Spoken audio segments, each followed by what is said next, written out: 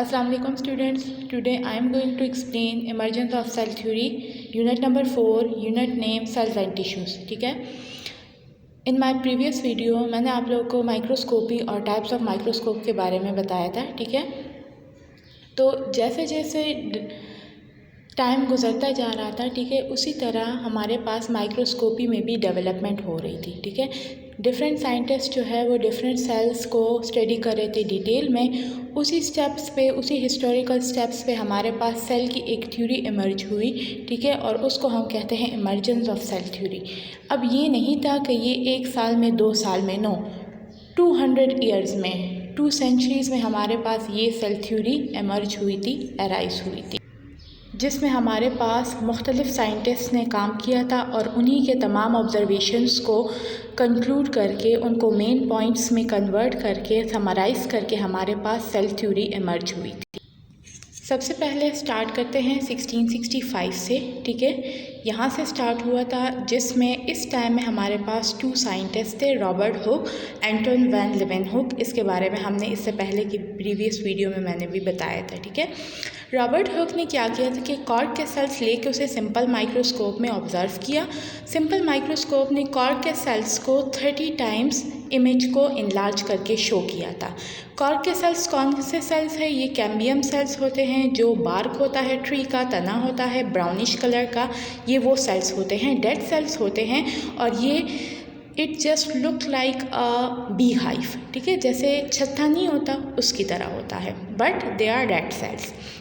उसके बाद Anton van Leeuwenhoek उसी टाइम पे 1665 में भी उसने क्या किया था, पोन्ड वाटर उसने लिया था और उसने माइक्रोस्कोप डेवलप किया था, उसमें उसने इसको ऑब्ज़र्व किया था, जिसको 300 टाइम्स इनलार्ज करके इसके माइक्रोस्कोप ने दिखाया था.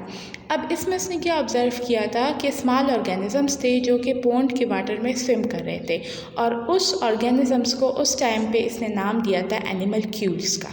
ठीक है. जो कि आजकल बैक्टीरिया, फंजाई या माइक्रो ऑर्गेनिजम्स जिसे हम कहते हैं, उस टाइम पे एंटोन वैन ने उसको क्या नाम दिया था, animalcules. Robert Hooke and Anton van Leeuwenhoek के बाद हमारे पास 1809 में एक फ्रेंच साइंटिस्ट था, जीन बैप्टिस्ट डे लैम्ब्रेट. ठीक है.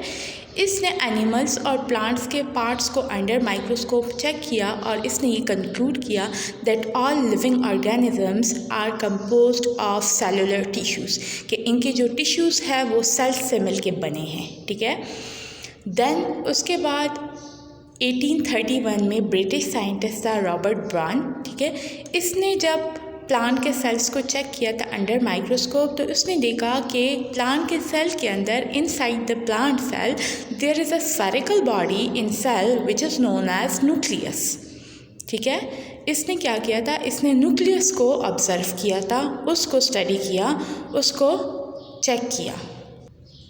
रॉबर्ट ब्राउन के एक्सपेरिमेंटल वर्क या ऑब्जर्वेशन के बाद 1838 में जर्मन बॉटनिस्ट जो कि प्लांट्स को स्टडी करने वाला था, मैथियस श्लाइडन. ठीक है. इसने अपने ऑब्जर्वेशन के बेस पे ये कंक्लूजन निकाली कि तमाम plants, all plants are composed of cells, के सारे प्लांट्स सेल्स से मिलके बने हैं.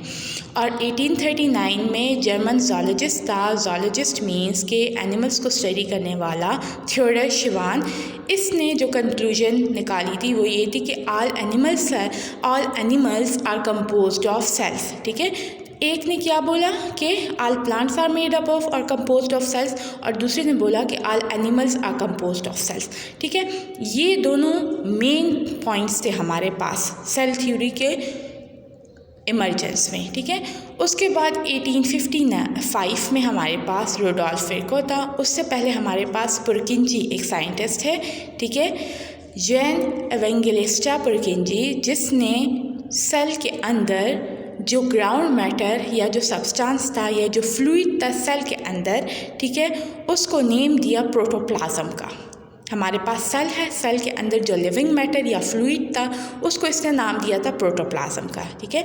फिर 1855 में हमारे पास रुडोल्फ विर्को नाम का साइंटिस्ट था. उसने एक स्टेटमेंट दी that every cell comes from a cell, कि हर एक सेल आता है या इमर्ज होता है सेल से ही. अब ये कैसे हुआ?